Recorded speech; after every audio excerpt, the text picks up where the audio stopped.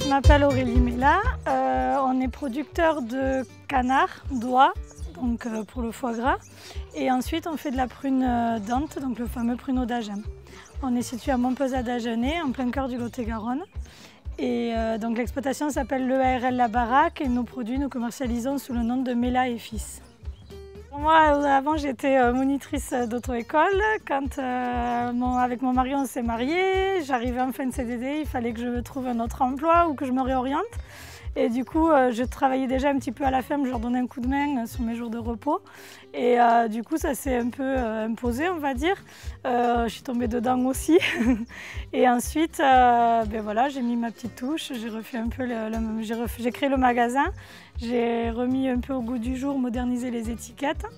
Et voilà, après ben, j'ai été formée sur le tas, comme on dit.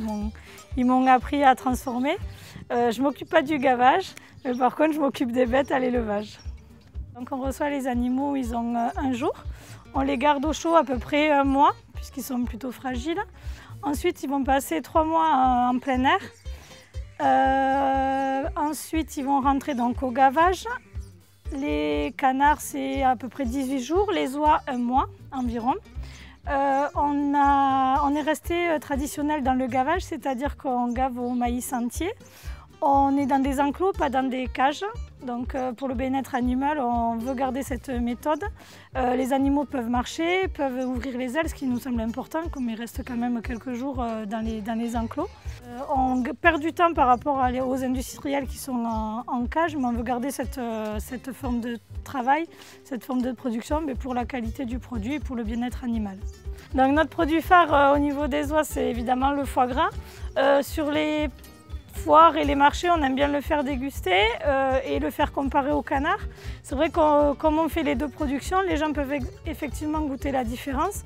Encore plus du fait qu'on les élève, on les gave et on transforme, on assaisonne de la même façon les deux foies, le foie de canard et le foie d'oie, ce qui fait que la différence de goût vient vraiment uniquement de l'animal et rien d'autre, puisqu'ils sont élevés exactement pareil. Donc ça, c'est notre produit phare, effectivement. On a beaucoup de gens qui reviennent et qui nous disent « Oh là là, ça me rappelle le foie gras de ma grand-mère », puisqu'aujourd'hui on trouve de moins en moins d'oies, donc quand ils le trouvent, soit ils sont curieux, ils veulent voir la différence, soit ils retrouvent le goût d'autres foies.